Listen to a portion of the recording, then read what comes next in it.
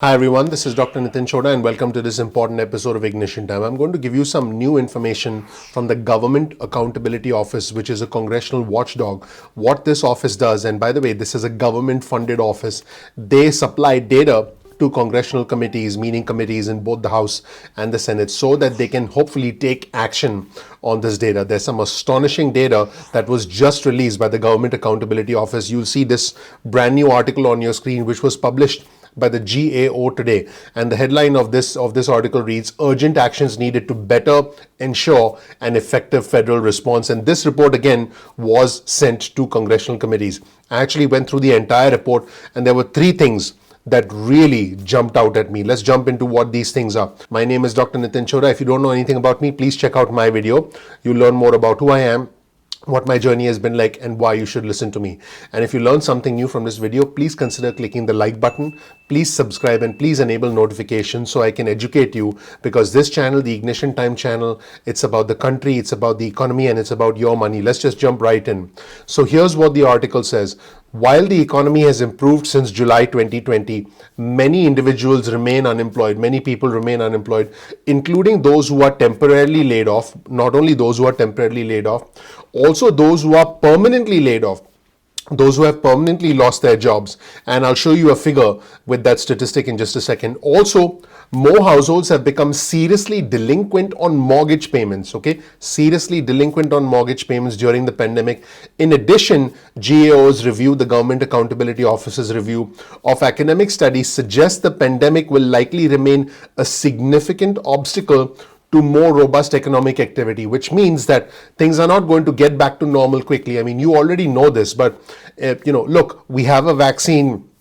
We have certain industries that are starting to bounce back. But again, individuals in travel, leisure, entertainment, and hospitality have been completely decimated. Let's take a look at this graph on your screen, which shows you the number of unemployed workers who have permanently lost their jobs and temporarily lost their jobs from January 2019 through October 2020. So again, this is from January 2019 going all the way back to last year, all the way through October 2020. Take a look at the chart and let's start from the left side and make our way through to the right.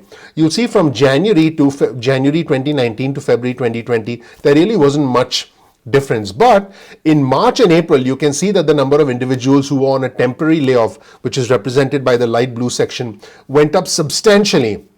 A lot of those individuals have gotten their jobs back, but the really dangerous thing that I want you to pay attention to is that portion in red from March 2020, and watch how that portion in red starts to increase. Let's go from March 2020. You'll see how it goes up a little bit in April, a little bit more in May, June, July, August, September, and October. Now, it seems to have tapered off somewhat in September and October, but the dangerous thing is this represents the number of individuals who have permanently lost their jobs. In other words, individuals who've been unemployed for 6 months or more. This is extremely dangerous when it comes to the livelihoods of those millions of Americans, and this is extremely damaging for the overall long-term capability of the economy to recover, because these individuals have lost their jobs permanently. So it's not like they have a job to go back to. They now have to find their way back into the labor force so they can get absorbed into the workplace, so that they don't suffer from homelessness. Listen, for our congressmen and for our congresswomen and for our senators, it's, they have different policy agendas, the Green New Deal and this and that, and being fiscally responsible, whatever the priorities might be. But for our viewers and subscribers, it's about putting food on the table, it's about keeping the lights on, it's about trying to make rent. So our priorities are different, and if someone's long-term unemployed, it makes it impossible to be able to do any of those things. Here's another thing that jumped out at me. The US Government Accountability Office report said that unemployed gig workers who are benefiting from the PUA program that was instituted as a result of the CARES Act in most states have been getting payments that are you ready? Less than poverty level pay, which means under $245 a week. There are over 9 million workers on the PUA program at this moment in time. And keep in mind, the PUA program is scheduled to go away completely at the end of the year, unless there is any congressional legislation for extension. Let's take a look at this section of the GAO report. The expiration of supplemental payments for UI claimants may mean that some households' income no longer exceeds poverty guidelines. Now keep in mind that there are individuals of different income levels, individuals of different sizes receiving these benefits. So here's what the article says. In September, not including supplemental payments, the average weekly regular UI benefits paid in 13 states and the average weekly PUA benefits paid in 29 of the 41 states were lower than the approximately $245 per week needed to remain above the 2020 poverty guidelines for a one-person threshold, which requires an annual income of $12,760. So if you're a one-person household, you need an annual income of $12,760 or more to be above the poverty threshold. Now, keep in mind, supplemental payments that were issued under the FPUC and the President Trump's executive order instituted LWA program through early September exceeded the weekly amount needed for a one-person household to remain above the 2020 poverty guidelines. So, in short, the $600 a week federal booster, which is the FPUC, which by the way ended at the end of July, we all know that, and the LWA program, which provided a $300 a week boost, which really was right around 5 weeks at most in most states, that allowed an individual to get past the poverty levels. But the unemployment benefits alone, the state unemployment benefits alone, they don't even get you past the poverty level in 29 out of the 41 states, which is just an astonishing statistic. Also, here's what the article says. In addition, with the scheduled expiration of certain CARES Act benefits in December 2020, PUA claimants who remain unemployed may face additional hardship. So this is just, again, astonishing. By the way, I have done other videos talking about all the benefits that are scheduled to expire at the end of December. This is not just the PUA program or the PEUC program, but many other programs. Here's a list of all the programs that are scheduled to expire at the end of the year. So you can see this entire list. And essentially, this tells you that individuals who are self-employed, gig workers, part-time workers, these individuals who were dependent on the PUA program were getting almost nothing. In other words, they were below the poverty line with the weekly benefit that was coming through the PUA program without the additional federal booster. And on top of that, it's scheduled to go away. So you have the GAO, the Government Accountability Office, telling congressional committees, you need to do something. And if you thought that was surprising, check this out. An increasing number of states across the country are actually having to take out loans from the federal government in order to be able to pay unemployment benefits. I want you to think about this for a second. When you get your unemployment benefits, that money comes from the state. What happens when the state itself has no money or has no way of collecting revenue? Keep in mind that if everyone's stuck indoors, people aren't traveling, people aren't eating out at restaurants, people aren't really shopping as much as they would in person, the revenue that the states get reduces. On top of that, you have states who are expected to provide support, provide funding for schools to reopen. Your states are expected to provide, certain kinds of health care to the most vulnerable state residents. States are expected to fulfill other obligations. In any business, in fact, if a business makes less money but is expected to pay more money, and when I say pay more money, the states have more unemployment benefit claims. Where's the money going to come from? Well, if you don't have it, you're going to have to borrow it. So the states are actually borrowing money from the federal government in order to be able to pay state unemployment benefits to residents who are on unemployment. Just astonishing. Let's check out this section of the GAO article on your screen right now. An increasing number of states are taking out federal loans to pay UI benefits, unemployment insurance benefits. As the number of regular UI continued claims remains historically high, most states are facing increased financial strain and some have sought loans from the federal government to pay UI benefits. Since data was last reported in September 2020 by the GAO, 7 additional states have taken out federal loans to pay UI benefits. As of November 9th, 2020, more than 7 months since the pandemic began, 20 states and US Virgin Islands held federal loans totaling about $40.2 billion. This total loan balance is about equal to the approximately $40.2 billion held by 30 states and territories at the end of 2010, the height of borrowing after the 18-month-long recession that lasted from 2007 to 2009.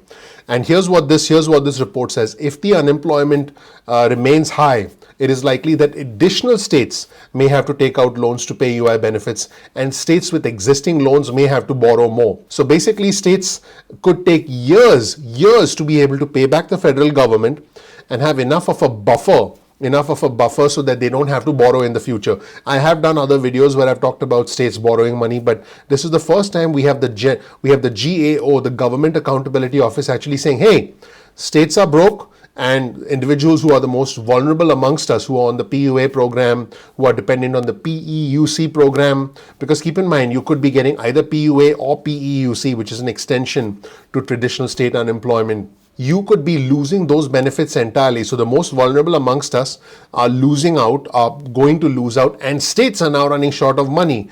And so 19 of the 30 states and territories holding the approximately $40.2 billion in federal loans to pay UI benefits in 2010, we're talking about 2010 now, took 4 years to pay off the loans. So it's likely that they could take as long, if not longer, to pay off the loans, with some states already exceeding the amounts that they borrowed back in 2010.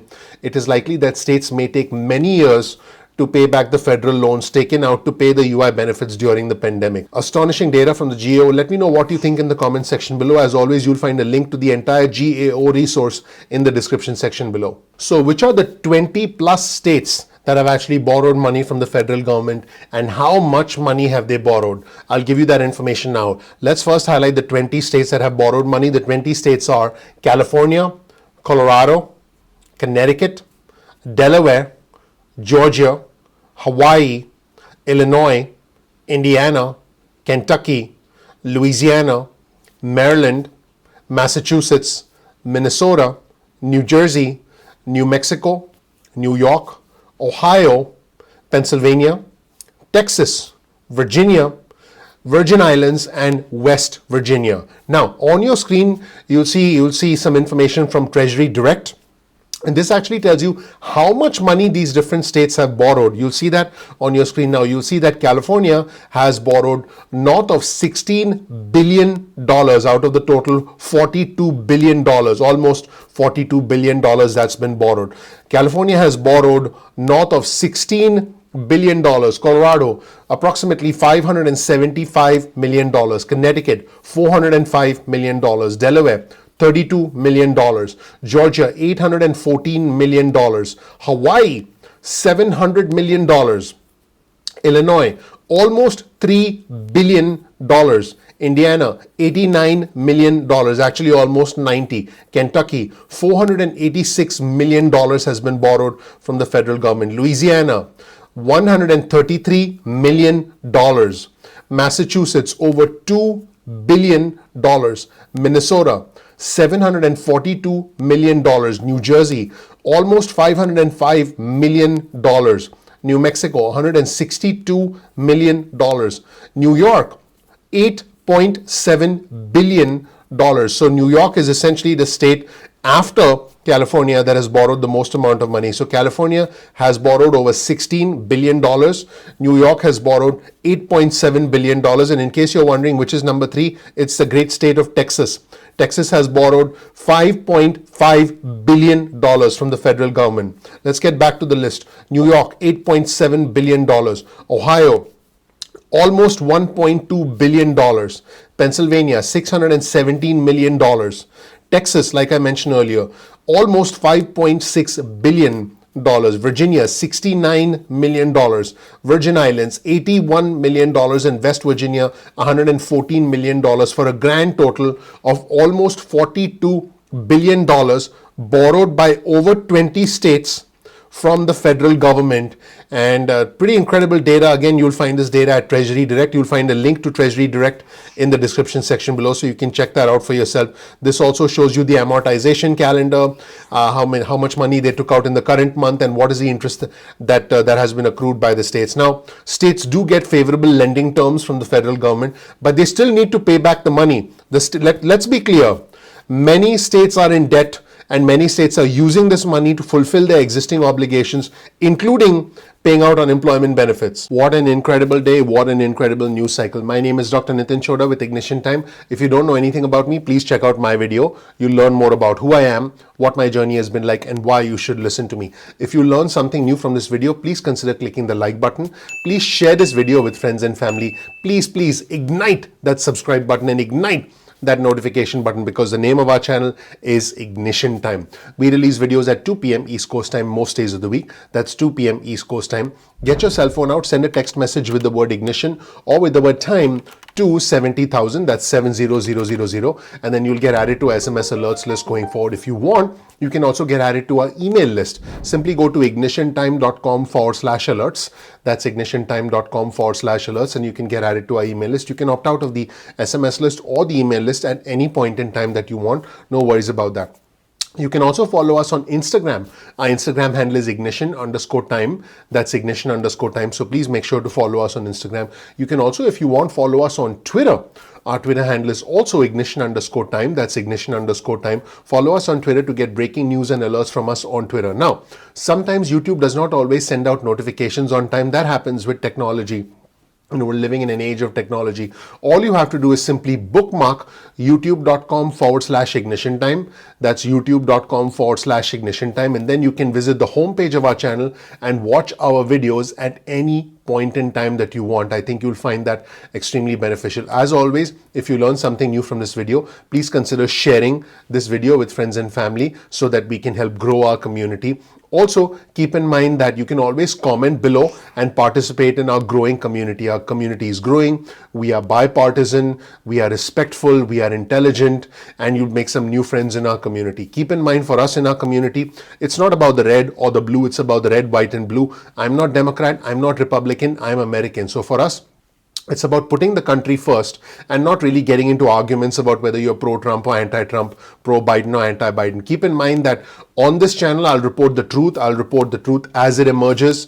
And, I'm not pro-Trump. I'm not anti-Trump. I'm not pro-Biden. I'm not anti-Biden. I will report the news as it comes out. And so that is what you're going to get on this channel. You're not going to get any false hope. You're not going to get any hype. You're not going to get some clickbait like, stimulus check approved when there's nothing approved. And this channel is more than a stimulus channel. This channel is about matters that are important to the economy and matters that are important to your money. So again, this channel is about country, economy, and money. Once again, if you learned something new from this video, please consider sharing this video with friends and family. You will always find a link to all of our resources in the description section below. So definitely check out our description section. One last time, please click the like button, please subscribe, please enable notifications. Thank you so much for watching. I'm looking forward to seeing you in the next episode of Ignition Time. Take care. Bye.